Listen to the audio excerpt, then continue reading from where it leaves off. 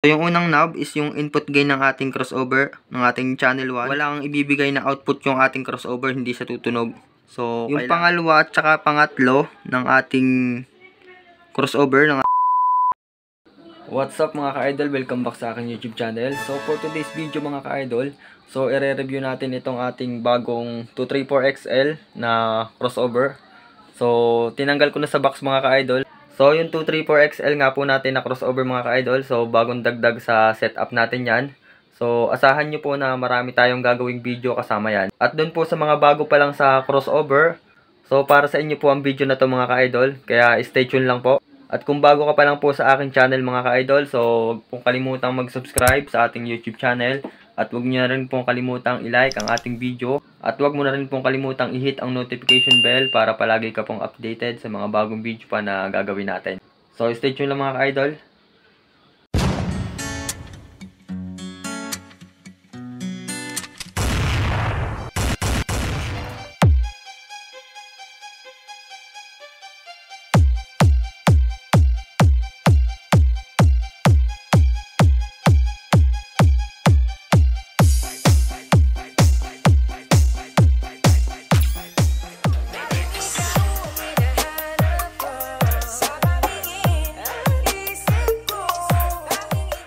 What's up mga ka-idol? So ito na nga yung harap ng ating 234XL na crossover ng DBX.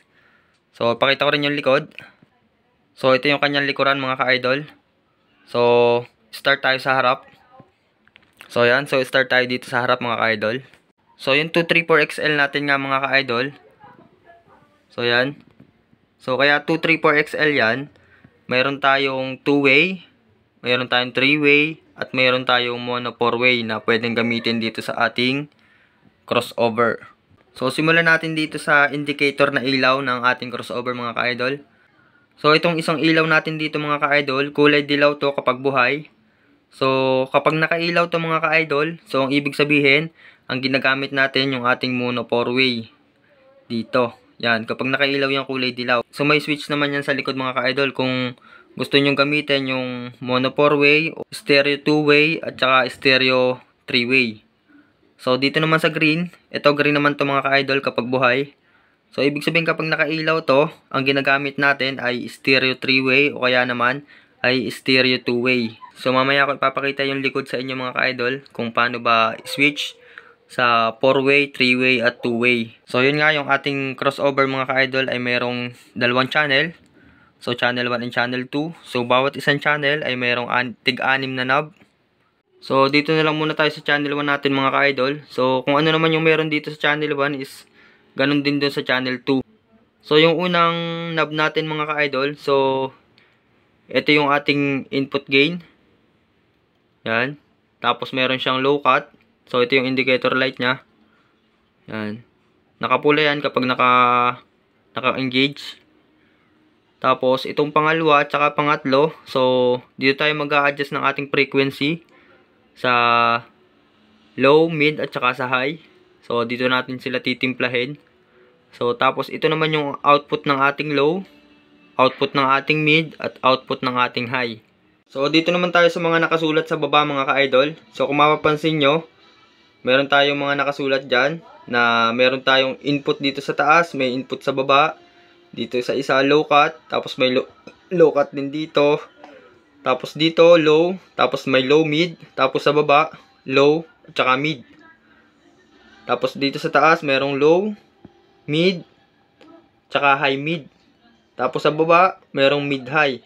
So para maging malinaw sa inyo mga ka-idol, kung ano ba ibig sabihin ng mga yan, so isa-isahin natin. So sa likod nga mga ka-idol ay meron switch para sa mono 4-way at para sa stereo 3-way. So kung gusto natin gamitin yung mono 4-way, so isi-switch natin sa likod. Pag na-switch na natin dun sa likod mga ka-idol, so iilaw yung ating kulay dilaw dito. So kapag nakailaw na yan, so ibig sabihin ang gumagana yung ating mono. Yan. Gumagana yung ating mono kapag nakailaw tong ating kulay dilaw. Kung ano yung nakatapat dito mga ka-idol, katulad nyan, nakatapat dun sa mono, yan. Ibig sabihin itong knob na to, kapag mono yung ginagamit natin, so, yung knob na to ay para sa low mid output. Ito. Yan, low mid output yan kapag naka-mono tayo. So ito, walang nakalagay, ibig sabihin, hindi yan ginagamit kapag naka-mono. So malinaw mga ka-idol. So dito naman tayo sa pang low output natin. So kapag naka-mono, so ibig sabihin gagamitin to, low output. Yan. Tapos dito, ibig sabihin yung ating titimplahan ng frequency. Yan. Itong una, para sa low, tsaka sa low mid. Tapos yung isa, low, tsaka sa mid. Tapos pwede rin sa high mid. Yan. So titimplahin lang natin dito. Yan. So maririnig nyo naman dyan mga ka-idol kung okay ba yung timpla nyo. So pipihit-pihitin nyo lang yan. So malalaman nyo kung tama ba yung timpla natin. Yan. Dito naman sa pangalawang knob. So kapag mono, so dito yung timplahan ng ng low tsaka low mid. So ibig sabihin pag binaba natin yan o kung igitna natin, so pwedeng low, naka-low lang yung lumalabas, yung puro bass lang. Tapos pag pinihit natin yan, malalaman natin dyan kung saan yung part ng low mid. Tapos sa channel 2 naman mga ka-idol, so yun nga sa channel 2, kapag naka-mono, so dito, ibig sabihin dito gagamitin. Yan, kasi wala nakalagay. Dito, wala rin. So ibig sabihin hindi rin yan gagamitin. Tapos dito, ito gagamitin to. Para sa high mid, at saka sa high yung frequency. Yan. Dito, sa low output natin, wala siya. Wala rin yan. Ibig sabihin, hindi rin to gagamitin kapag naka-mono. So, itong high mid output, so gagamitin yan. Tsaka itong high output. So, kapag naka-mono yan mga ka-idol. So, paano naman yung ating stereo 2-way tsaka 3-way? So, ibig sabihin, kapag naka-stereo 2-way tayo, o kaya naka-stereo 3-way yung pinili natin sa likod, so iilaw to, yung green. Maalin sa stereo 3-way mga ka-idol, at saka sa stereo 2-way, so parehas lang sila ng gamit dito. So kapag naka-stereo tayo mga ka-idol, so ito yung ating input. So dito sa kabila, so ibig sabihin may input din tayo dyan. Tapos, low mid, frequency, tapos ito yung mid-high. Mid at saka sa high. Ito sa low at saka sa mid. Ito yung low output. Yan. Mid output, tsaka high output. So, ganun din sa ating channel 2. Input, low at saka mid. Tapos mid at saka high. Yan. Frequency yan mga ka-idol. Tapos ito yung ating low, mid output, tsaka high output. So, sana naging malinaw sa inyo itong harap ng ating crossover mga ka-idol. So, para pag gumamit din kayo nito, so hindi na kayo mahihirapan. So, sa mga susunod na video natin mga ka-idol, so titestingin natin yan.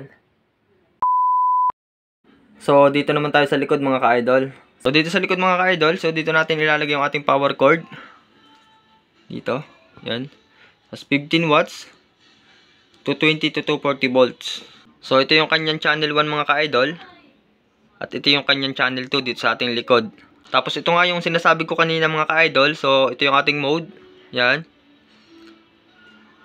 Kung mapapansin nyo, mayroon siya ditong dalawang push button. Yan. Dalawang push button yan mga ka-idol. So, yan. So, dito nyo titingnan mga ka-idol. Kapag nakaangat tong isa, tapos itong nasa kanan natin ay nakalubog, yan, naka-engage. So, ibig sabihin, naka-mono 4-way tayo. So, yan. So, ang iilaw sa harap is yung kulay dilaw. Kasi naka-mono 4-way tayo. So, yan. Tapos, kapag parehas daw nakalubog, mga ka-idol, yan, not valid. So, hindi natin ginagamit yan ng parehong nakalubog. So, yan. Tapos, kapag pareho namang hindi naka-engage mga ka-idol, so, yan, ano natin pareho. Yan, hindi siya naka-engage pareho. So, dito siya papasok sa stereo 3-way. So, iilaw dyan yung kulay green natin na indicator light sa harap, mga ka-idol, kapag naka-stereo. Tapos, so, stereo 2-way naman tayo. So, kailangan daw nakalubog itong kaliwa. Eto.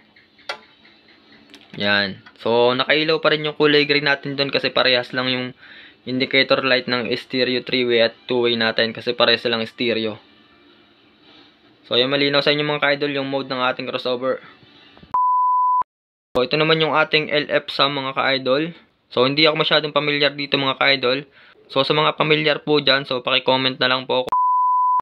Meron din tayo dito yung push button para sa sober frequency natin. So, kapag naka-engage daw yan, so, mata times 10 yung ating sober frequency.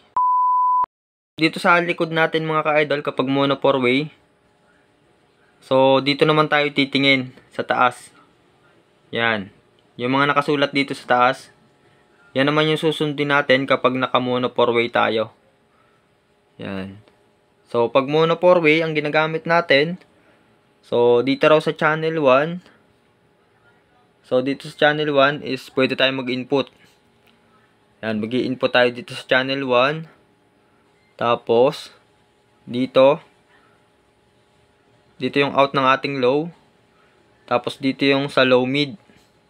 Tapos, dito, not use. So, hindi natin gagamitin to kapag naka-mono 4-way tayo dito sa ating channel 1. Yan. Tapos, dito sa ating channel 2, so, yung input dito, so, not use. So, hindi tayo maglalagay ng input dito kapag naka-mono 4-way yung ginagamit natin. Tapos, dito, para sa low to, not use din. So, hindi natin din to gagamitin. So, dito naman yung ating high mid. So, kung gusto natin gamitin yung high mid, so, dito tayo maglalagay ng output. Tapos, ito naman yung output ng high. Yan. Kapag naka-mono 4-way tayo. So, kapag naka-stereo 3-way naman, mga ka-idol, so, stereo 3-way, so, input, maglalagay tayo ng input dito sa channel 1 at maglalagay tayo ng input sa channel 2. So, ito yung ating low sa 3-way. So, ito yung ating low output, mid output, at high output. Yan, para sa tatlong amplifier yan mga ka-idol. Channel 2, ganun din mga ka-idol. So, sa channel 2, ito yung ating low output, mid output, at high output. Kapag naka 3-way, stereo 3-way tayo. Kapag naka stereo 2-way naman tayo mga ka-idol, so ito namang nasa baba yung susundin natin. Yan. Stereo 2-way, input, channel 1 at channel 2, pares may input. Tapos yung ating low, ito not use to sa stereo 2-way. Tapos ito sa high. Tapos dito sa ating channel 2, ito sa low. Yung mid natin not use. Yan. Tapos ito rin sa high. Sa stereo 2-way. So sana naging malinaw sa inyo mga ka-idol. So maraming salamat po sa panonood. Hanggang sa susunod na video mga ka-idol. So maraming salamat.